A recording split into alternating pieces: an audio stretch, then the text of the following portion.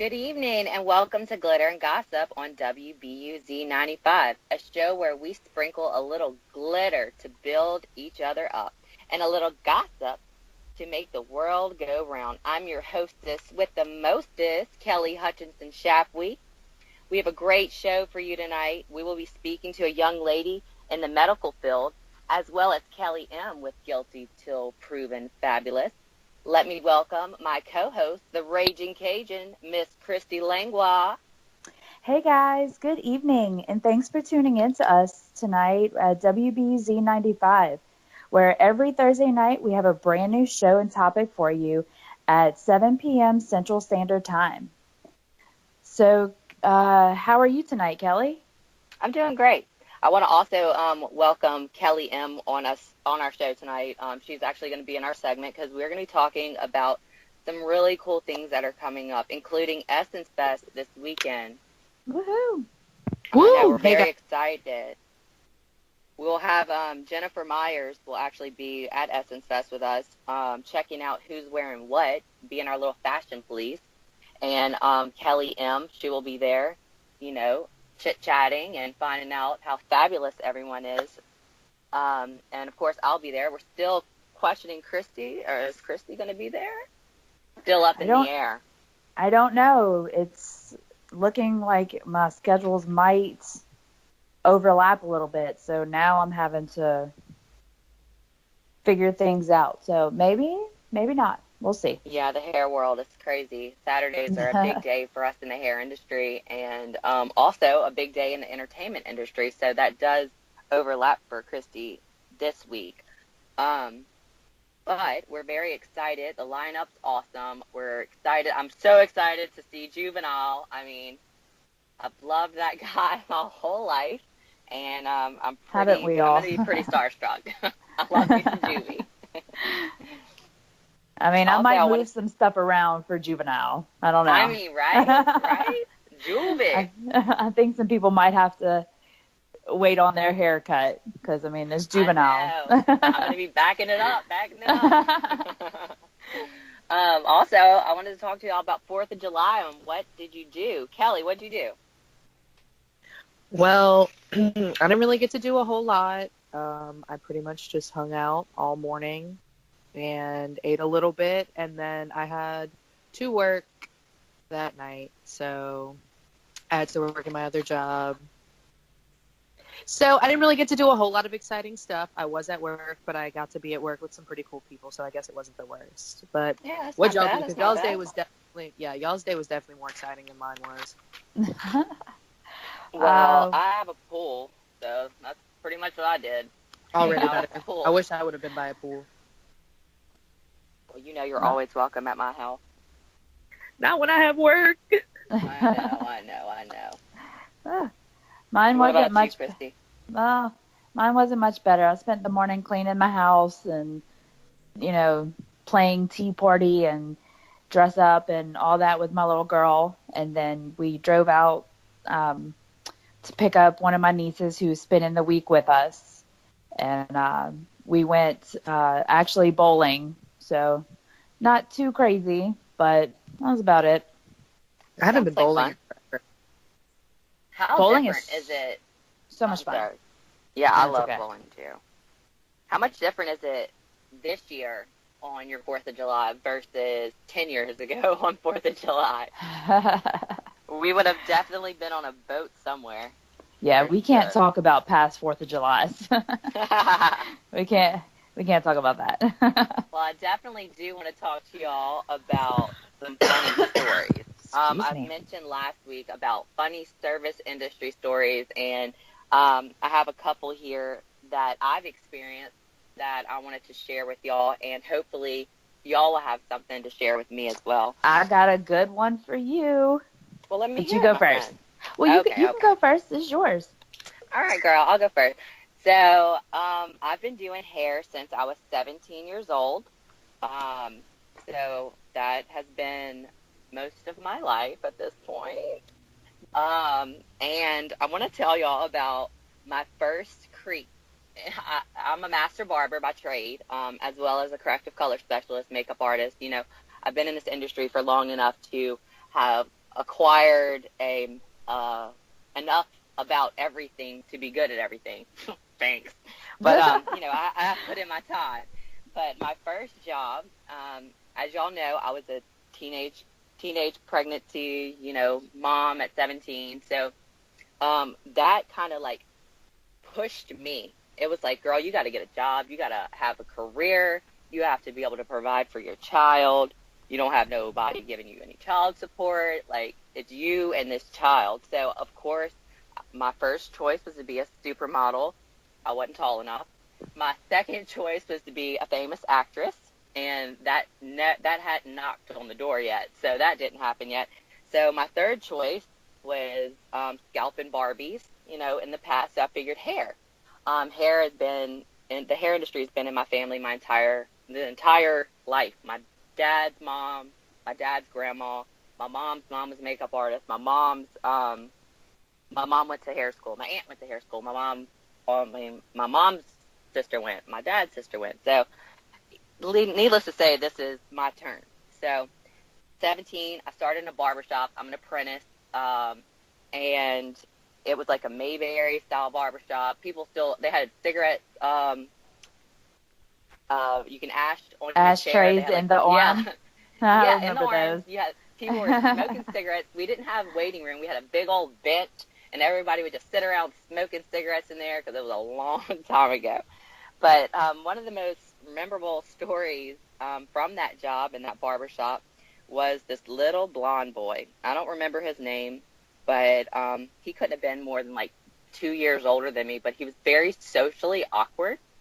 And despite the fact that I did not know how to cut hair yet, and it was a learning experience for me, he still sat in my chair every other week to get a haircut.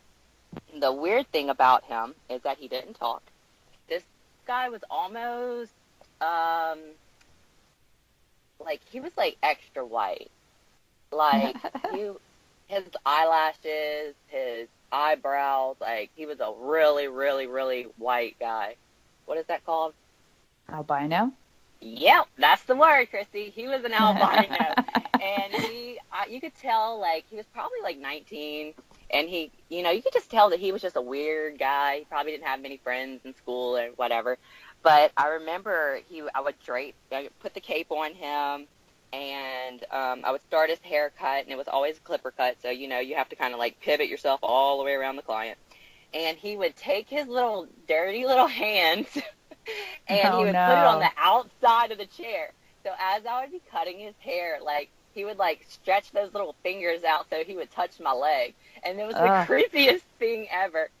And I didn't know how to like approach it or how to be like anything really, because I was so young and I was so inexperienced and I was so awkward and so out of my league at that point that this creepy little dude would like put his little dirty germy fingers on my leg as I'm cutting his hair. That was my first creep in the hair industry. So weird. How about that other guy, Christy, the one that you knew? Remember when we were in the gas station? So there was this same place, another guy that was a super creep. He had been creeping me out for a long time, and I'd met Christy, a couple of years later after working there, and I would talk about him. And this guy, like, I moved from a barbershop into a salon. And the barbershop and the salon were probably a good, 30 minutes away from each other. I parked my car in the back of the salon. And the dude walked to the front door, and he's like, "Hey, I saw your car." And I'm like, "I did not tell you where I moved." like, what the hell? Well, I ended up cutting his hair a couple of times, and I did not stay at that salon long. I moved. And Christy and I were in the gas station one afternoon. We were on our way to a crawfish boil at my parents' house. And this guy, here he is. Here he is. He's like, "Hey, Kelly, blah, blah, blah." And Christy's in the car, and I'm, walking to the car. I open the door, and he's like, he was, trying to get me to get his number. So I was like, yeah, I got it, whatever. And then I go out to the car, he texts me or something. And I was like, "Who is this?" Because I didn't save his number because I didn't actually want to know him. Well, you can ask Christy. He told me, "You're going to regret this when you least expect it." I'm like, holy shit. This dude's, psychotically pissed off at me right now, and I don't know how to handle it. But Christy was a witness, and that had to be 5 years difference from when I started cutting his hair and when I started like creeping away from him to the moment where he told me I was going to regret it when I least expected it. And that was probably like the scariest thing. Like this dude like straight up told me something like you would hear in a movie or something. You're going to regret this when you least expect it. Like, oh my God. Yeah, that was pretty creepy. Yeah, That's actually the same day we got in a wreck. Yeah, we did. Did we though? Yeah. Was I driving or were you? You were driving. Remember the little kid jumped the tracks? So at my parents' old house, there was like, where there's a railroad track. Well, if you go a little bit fast, you catch some air. And they had these kids in a truck in front of us, and they couldn't have been more than like 16. And I'm driving Christy's car, and those guys could not help themselves. They had to catch that air, them babies. And we didn't actually touch. The cars didn't actually touch. But as we were moving the cars, Christy's car got injured. Yeah. But Kelly M, what kind of story do you have for us? Okay, so I have a couple of like little quick funny ones. So for anybody that doesn't know, I'm also a bartender. So y'all know I've got oodles of crazy weird stories that happen. So one quick pretty funny story is that so I work at a like higher end restaurant, finer dining, and a while back, like this was probably, I don't know, like a year. I've been there for 2 years, so like a year and a half ago. And we had a guy, it was later, it was during football season because I remember LSU was playing, but I don't really remember what game it was or anything. Anyway, we had this guy come in, and it was probably like around midnight at this point, and he was an older man, like probably I would say in his late 40s, early 50s, just absolutely obliterated from whatever he had been well, obviously he was celebrating but whatever he was doing before he got there. And then he shows up and he's out of control. And like I said, so like this is in kind of like a hotel lobby also, so it's a nice bar in a hotel lobby, and this man and his group of friends show up like absolutely nuts and starts screaming and everything, gets super, super excited, and then tries to get on top of the bar. And so then one of our bartenders has to like yell at him to get down. Now this isn't a place that like people do this at. Like there's older people here eating, like people are wearing tuxes, and this man shows up in his LSU polo trying to get on top of the bar. Super fine dining. Yeah, like, tries to get on top of the bar. Our bartender basically has to like not push, but like get this man off the bar. Then he gets angry because he can't be on top of the bar. So while he was angry, he takes his shirt off. Super dad bod coming through. Oh my God. You know, the dad bod is super hot these days. No, it definitely is. But this is like, so this like sweaty drunk dad bod comes out of nowhere, and then he stands on top of a table that's on the other side of the bar and just goes berserk over the fact that he couldn't stand on the marble top bar. So he had went to the bar, was completely wasted when he got there, decided that he was going to jump on the bar, and then got angry and took off his shirt when he found out that he wasn't supposed to be on the bar. Yeah. I love it when people take their shirts off because they're mad. That's 100% what happened. He got mad, put his drink down, and took his shirt off. Yeah, that was an interesting thing to witness. I've seen people, we've had like some crazy people walk in, and one time we had to kick this lady out because she was screaming at the ATM. It's a lot. A lot goes on in the restaurant world. You meet some real interesting people. Well, as you know, Kelly, I used to work in the restaurant world too. The same thing that you're doing right now. I was building my clientele, and I was working at Hooters. And one of the funniest stories ever was I go up to this table and I'm like, "Hey, I'm Kelly, blah blah blah," the whole spew. And this guy looks over with the most serious face ever, and this is gonna kind of tell my age. He looks over with like this most serious look on his face, and he says, "I'm kind of a big deal. People know." Except I didn't see Anchorman yet. So I'm like, oh my God. I was like appalled by his big deal, him being such a huge deal. And I'd never seen the movie yet. So I was like, oh my God, this is the biggest douchebag ever. Years later, I ended up being friends with him. He's a super cool guy, but it was hilarious that was how he opened up me asking him what he would like to drink. So That's so was funny. crazy. I remember that. So mine is obviously a salon story. I've actually never worked in the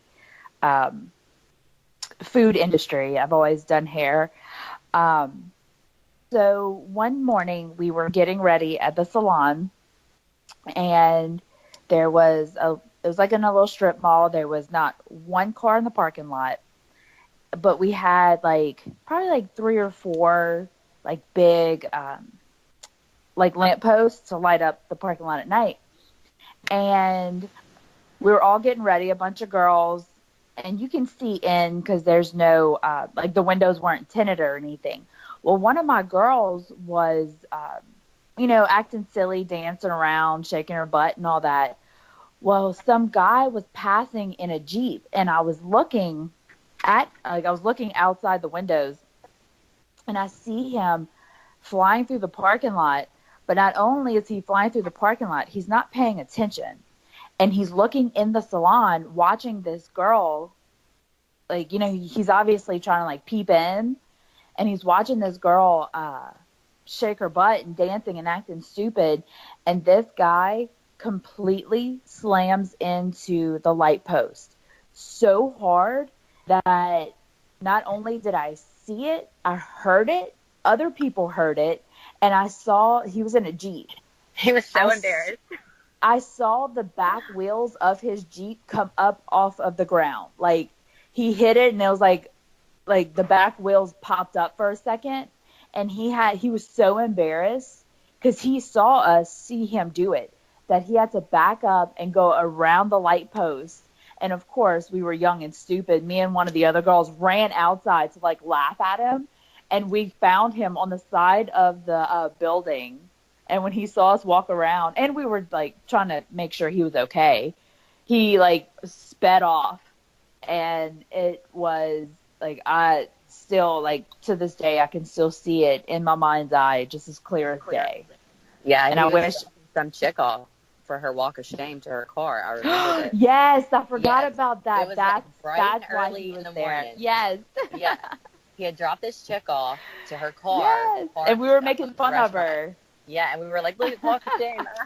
And then we were like bumping it like, oh yeah, they must have been having fun last night. And I remember I was opening the store, and the dude slams into it, and I was like, mayhem, like me. Like that was our mayhem moment where, some crazy thing happens and someone gets hurt in a car. It was so funny. But the guy, I think his ego was hurt.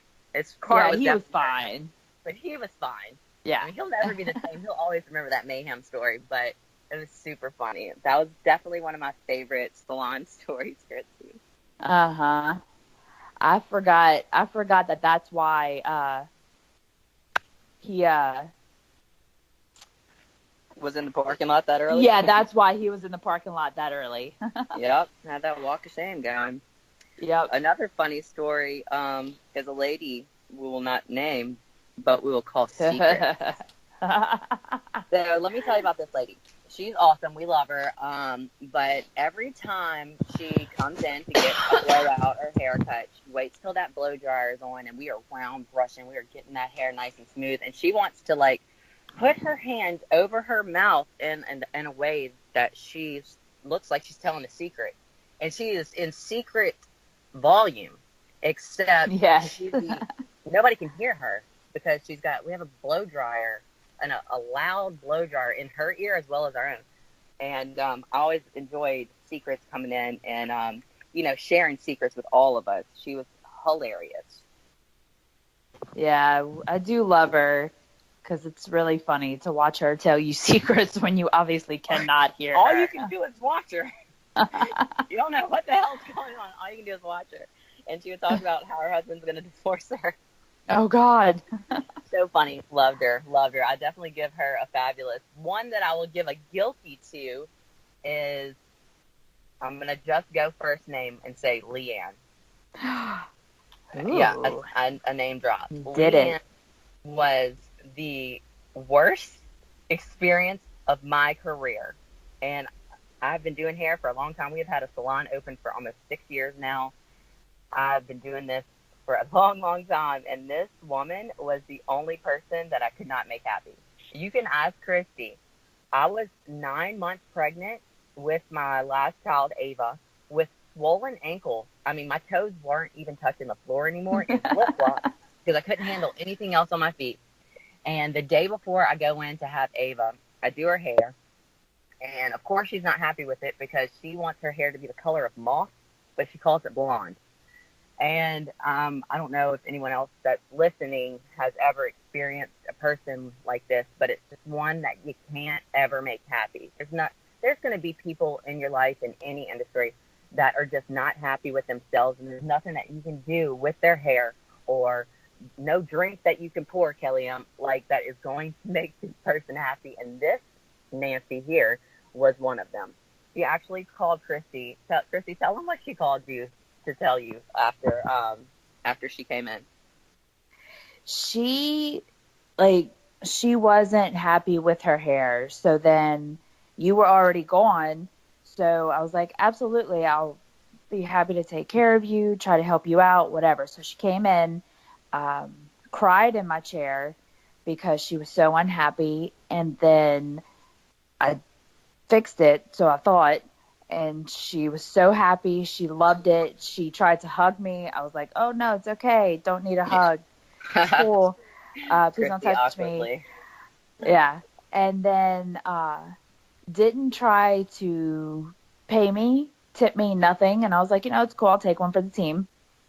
And then about 2 weeks later, started emailing me, telling me how I messed up her hair and how, when she had left 2 weeks early, 2 weeks prior, completely happy, hugging me, was furious that her hair was messed up and all this stuff. So I had told her, I gave her some options, what I could do and how much it would be, and was completely and utterly appalled that I was going to charge her for my services. The most appalling thing to me was that she called you and told you that she knows that I'm in the hospital, that I just had a baby. Yeah. But that I said didn't care. That I would leave and go to the salon and do her hair. Like, who says that? You can't let me have a baby in peace? Crap, girl. Right. Yeah, but she was the antsiest Nancy on the planet, and every time she'd come in, she'd wear a damn yellow shirt. Like, what adult wears yellow all the time? And on top of yellow, anything will look brassy. Just for the record, the brass. Yep. Anything that's gonna look brass on top of yellow. Yep. But yeah, that was another one that really stuck out for me. And she even gave me a really crappy review and everything over it. And I'll take it because I was having a baby and I was having, one of the most brutal, amazing experiences of my life, having my beautiful, sweet baby. And I cared a little bit more about my child than her brassy hair at that moment. But for the record, she came in with brass, and I was trying to correct someone else's problem from the get-go. But another crazy story that I was thinking about y'all, that y'all all experienced with me, was this one creepy dude that would come in constantly. I think he was actually originally Kelly M. He was your client, the child molester guy. Well, he was another girl's. I only had to cut his hair one time. He was another girl's client that left, and I cut his hair once. Yeah, I dodged him every time. Well, I ended up being the one to be his hairstylist. Y'all know everybody kind of like will dodge somebody and they're a pain in the butt, I'll end up being the one to take them because I'm pretty good with handling weirdos. But okay, so I end up getting this guy. He was so nice. I liked him so much. I thought he was so great. You know, I just had Ava. This was me coming back from having the baby, the last one. And, you know, I was so proud of my children. I was like constantly showing him pictures, like, look how precious, look at this little one, you know, on my phone, just, you know, being braggadocious and showing him pictures of my teenage daughter and all this crap. And I think Kelly, I think it was Kelly that like sent us a link to the news. It was me. I saw it. I found it. Oh, yeah. Christy. Somebody, I found it. Apparently Christy, sent a link to the news. This guy had just gotten picked up, and he was like, I think he had like 100 and something counts of child pornography, including like, I don't remember how bad it was, but like it was very bad. Like it had like really, really bad things happening to little children, apparently, according to the news in Baton Rouge. And this guy had an appointment the day that he got arrested. They found like all kinds of drugs and crap like that, and all this porn, and apparently it was like a lot of porn for babies, not just children, baby porn. And he had an appointment with me that day, and that was like one of the most craziest, like, and like I don't know, I was just like, I remember being like shaken, and I wasn't saying anything, and I remember Christy being like, "You're not more pissed about this?" And I'm just like, "You don't even know." Like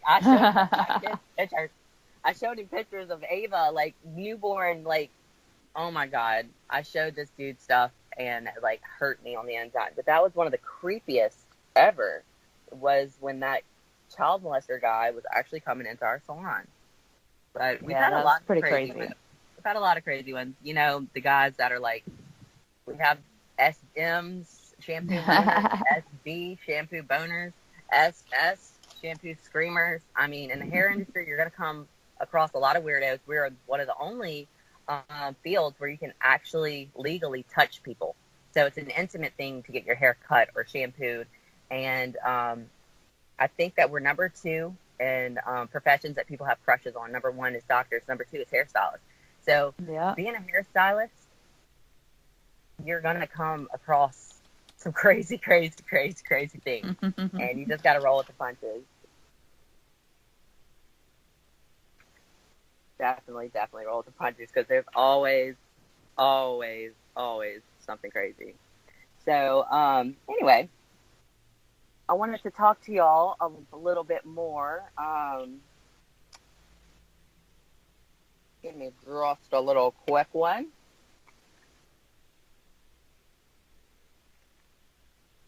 So I wanted to talk to y'all a little bit more about the medical field.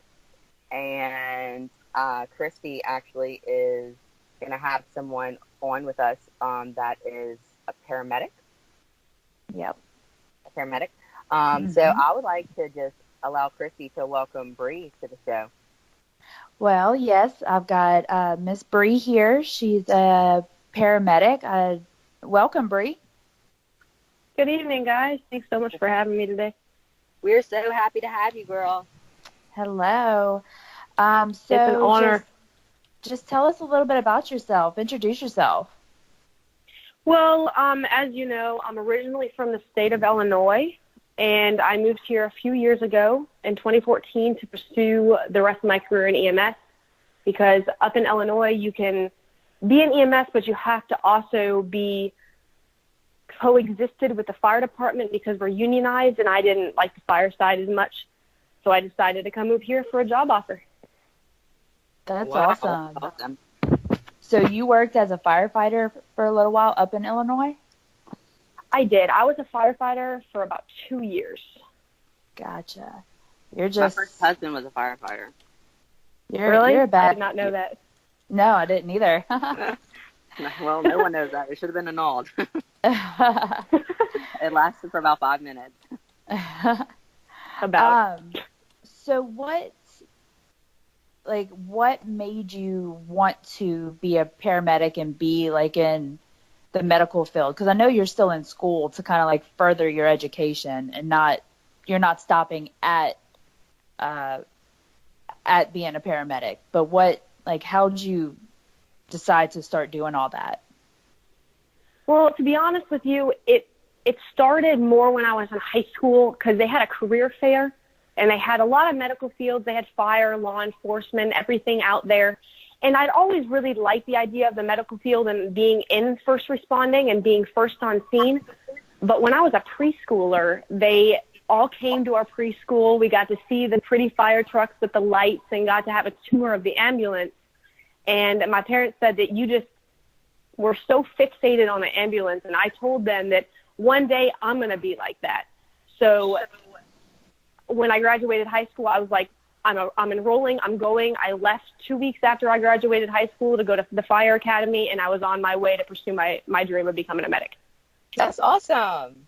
Yeah. I love how, like, empowered, like, how you just went for it. So this is something I was not you've afraid. always known. You've always known that you were going to do.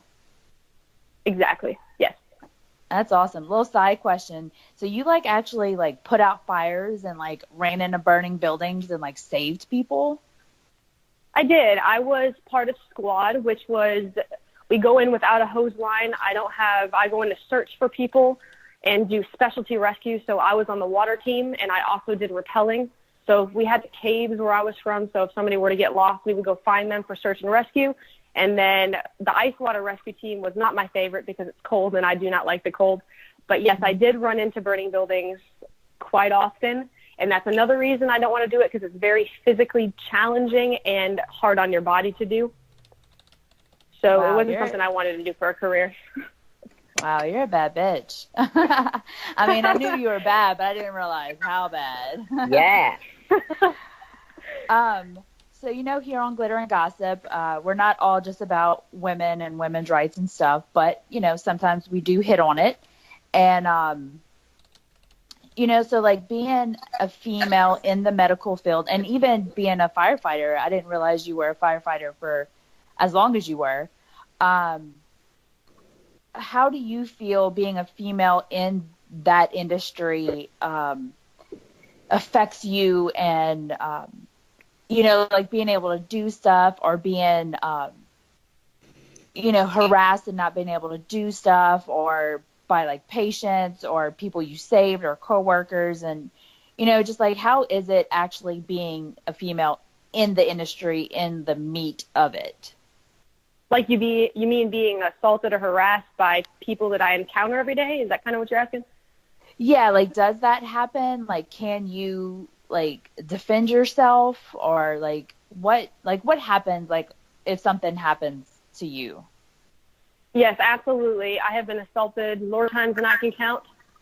But it's just not female counterparts. Now, I had thought for a while that it happens more to females because they look at us as being an easier target, but in reality, I think they think it's more of a challenge. They want to see if they can get under our skin, but it's not so much the coworker side because my coworkers are my best friends. I will take a bullet for anybody I work for, and they'll do the same for me. They're very protective on that side, but the females in this industry of law enforcement, fire, EMS is really growing in the recent years.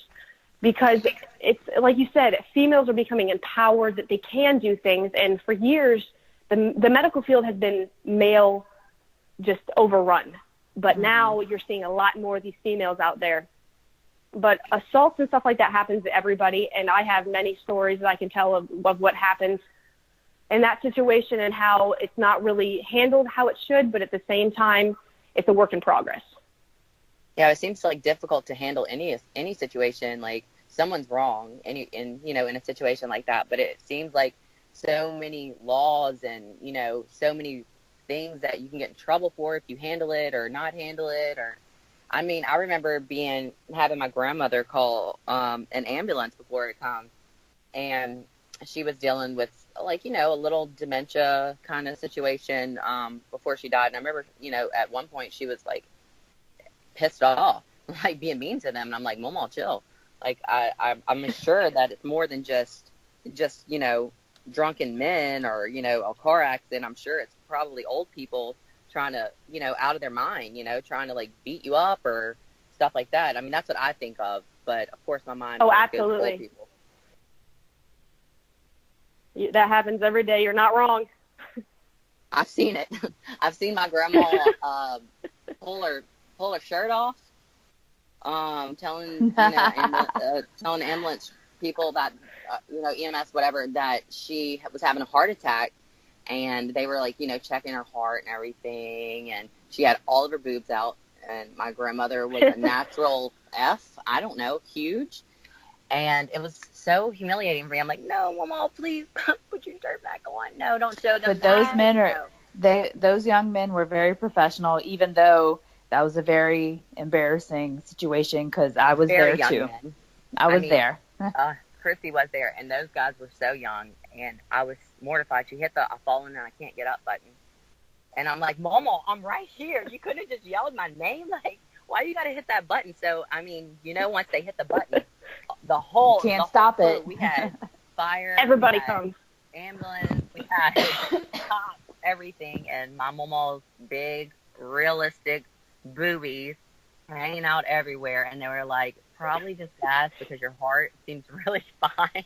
It was embarrassing. It was so embarrassing. So I'm sure you feel a lot of remain professional no matter what. Yeah. Like, I wouldn't be able to. I would have a smile, and I do have a smile. I'm sure you can hear it from ear to ear right now, just talking about or thinking about seeing old boobs. Like, that's so funny. But I'm sure you see a lot. I remember seeing my first man private when I was singing at a nursing home, caroling one year. And I was like, oh, my God, what the hell is that? Like, what is that? It's a squirrel. Like, it was so funny. I remember singing, like, all I want for Christmas, Mariah It Up and everything. And I saw my first man private, and it embarrassed me. Like, I still remember, I can see it right now. It scarred me. I think we all remember that day. I know I do. Oh, man. So scary.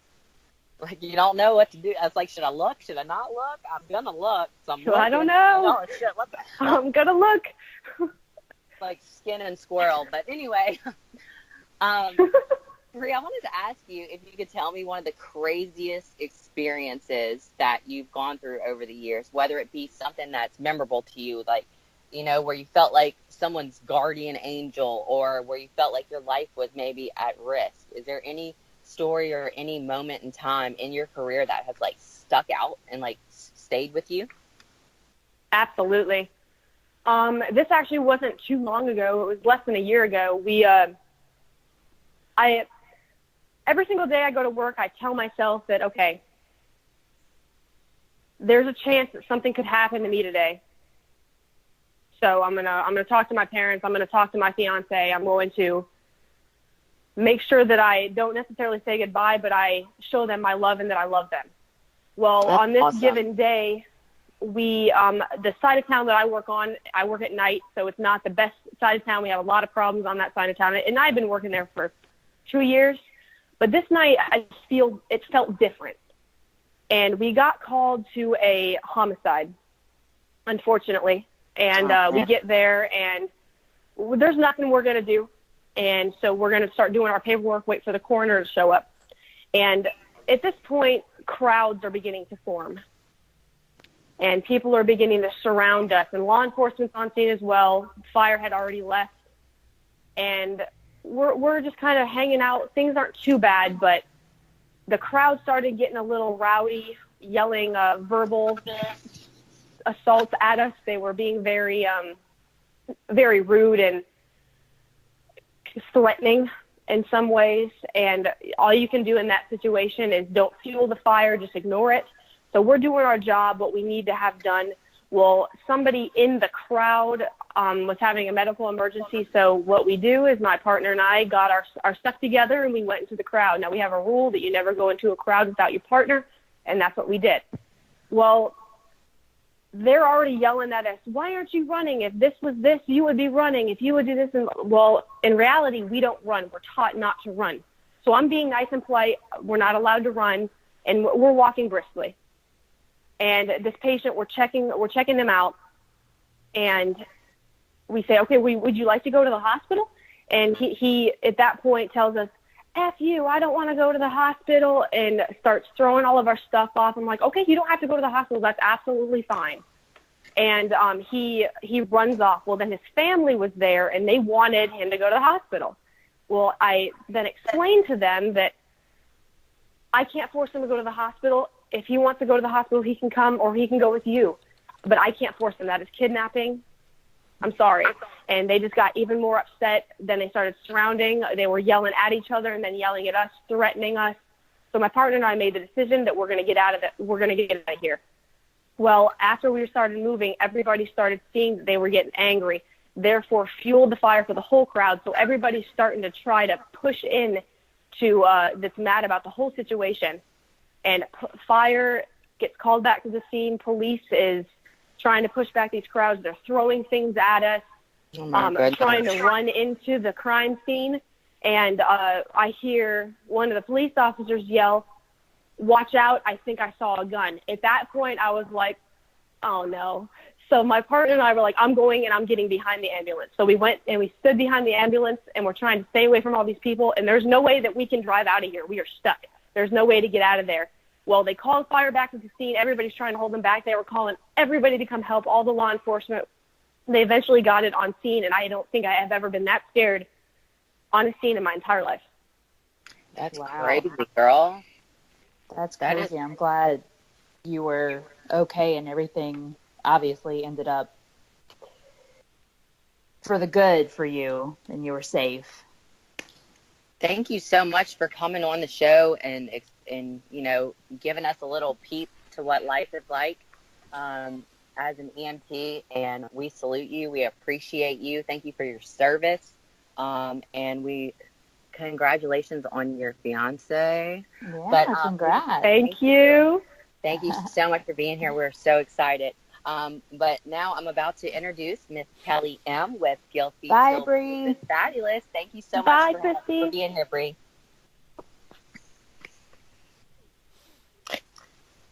Okay, well, hey guys, it's Kelly M, and thank y'all again for tuning in to Guilty Until Proven Fabulous here on Glitter and Gossip, where no topic, person, place, or product is off limits, and I'll decide if the topic is guilty or I'll stamp it as fabulous.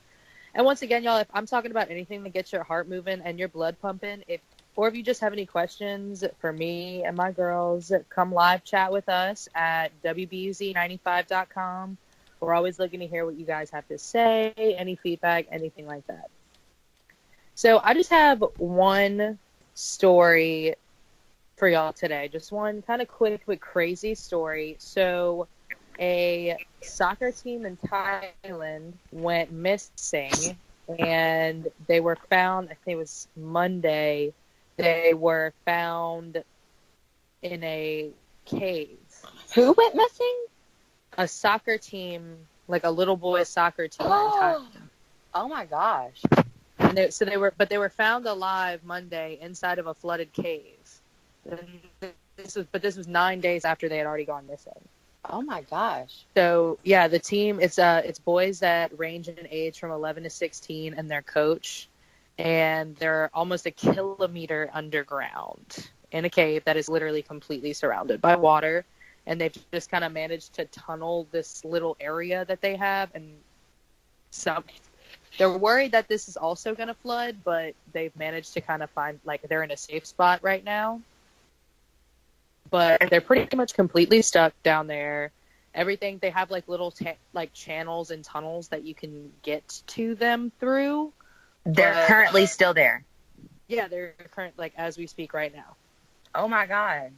But people have gotten, so the Thai Navy SEALs, they released a video of them on Wednesday to show that they're safe. Like, they got down to them, the boys are safe. They were able to get them like some high protein, like gel packets, and some medicine and stuff like that. But they aren't even going to possibly attempt to move them until today. Until today. How? Like, I don't understand how they got there. You know, I think they were on a cave trail, and it okay, all flooded and collapsed. If I'm correct, but that's crazy. Yeah. So That so reminds then me of there's that little girl story, Jessica in the sinkhole from back in the day. I don't know I if y'all. remember that. Christy does. Kelly probably has no idea. I don't know. You keep showing our age, Kelly. You're being Thanks. worried. Get Jessica out of the hole. But she I did survive. remember. Get Jessica out. I think that was her name. It was. Okay. So, but these divers, they're having to navigate, like I said, through these small narrows and canals to reach the boys. So they're talking about trying their best plan they have so far is that they're trying to get divers masks down to the boys and attempt to have them swim out. But they haven't even given anybody, like they say that they probably won't try until today. So we haven't heard anything yet, but they don't actually have a legitimate time on when the plan will be executed. They are just kind of going for the best at this point. So it's been over 36 hours since they've been located, and the SEALs have been able to reach them with food and medicine, but it's like super hazardous for the boys to come out the same way that they came in, like the SEALs came in. And the dive is difficult even for the experienced SEAL divers. I'm going to need you to send me that link so I can understand. Like, Yeah. I'm trying to, like, put it in my mind, like, create a picture, and I just cannot. I need a link. I need to understand what's happening over there. That's Well, you crazy. could definitely Google any of it because it's all over the place right now. So, they're trying to get these little boys out that didn't have food for a week, so they were malnourished. They've been in literal complete darkness and under this cave. They obviously have zero experience to doing any sort of diving. Like I said, plus a lot of them can't even swim. Oh my goodness. So they're basically going to try to have these boys tread through hundreds of meters of complete darkness, tight spaces, and rushing currents to get them out. I'm just being such a mom over here. I'm just like thinking, like, it's super scary. They've been trying to get like cables down to the little boys so that they can try to set up some sort of phone system so that they can maybe talk to their parents and kind of ease some of the panic. But every time they try, cables pop or they can't withstand the heavy water or anything like that. So I can't believe how deep down they are. That's crazy. No, it's super crazy. Well, It's I just want to super crazy, super scary. But like I said, you just gotta send in all the good vibes to them and prayers to the boys, their families, all the divers, doctors, nurses, rescuers, experts, basically anybody a part of this rescue mission. We need to get these boys home safe and sound, back to their families, because this is a super scary situation. This is happening real time right now. just think about being in the dark and not being able to see anything, without your phone where you can hit that light, that flashlight button, like just walking in dark. Like, we don't do that anymore. Like, we're so consumed with technology that, of course, my iPhone's always in my hand, and I got my, my flashlight. I never walk in the dark. I don't even, whenever I need something, I always reach for my phone. Just consider not having that. Or if you did have that in your pocket or whatever, I mean, you've been underwater, submerged underwater. Like, Exactly. chances are it's not going to work anymore. That is terrifying. No. Super scary. So, like I said, let's just pray for some safe return and just for everybody, for all the SEALs that are doing this difficult dive. A lot of them are saying this is one of the most difficult missions that they've ever seen. So it's pretty scary. It's pretty scary right now. But just I will not hope for stamp some that as confidence fabulous, in Kelly. them. No, definitely, Demon. This is, I guess, this is not fabulous at all. This is NA. Like, there's no word. This is a terrible, scary situation, and hopefully next week I'll be able to update everybody with some better news. Yeah, definitely keep us updated on this story. Yeah, with some good news about this story. Yeah. Yeah, because I'm sure there's going to be a movie coming out about it in about, 6 months. So hopefully it's a very happy ending. I just want to thank you, Kelly, for being with us today. Absolutely, y'all. Thank you for having me, guys. And again, remember, y'all can always follow me on Instagram at Kelly, Kelly, Mentel, Mentel. And thank y'all for tuning in to Guilty Until Proven Fabulous. Thank you, girl. We're so happy to have you as usual. Kelly's always bringing us the latest scoop or the latest trends or the latest products, and we are so grateful to have her. I just want to thank my co-host, Miss Chrissy Langlois. Thank you for having me again. And very excited that you brought Bree to us today to talk about her field and how women are doing things. And, you know, it's great. And I love that, you know, her community and her group, the people that she works with, she says like a family, and that makes my heart smile.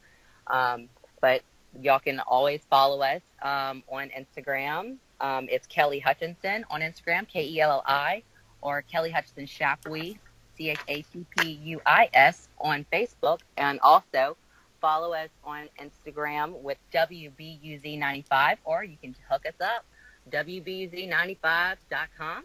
And you can always get on there with some live chats with us while we're on our show. We will have our show. A new show will air every Thursday night at 7 p.m. Central Standard Time. And we are so grateful that you tuned in tonight.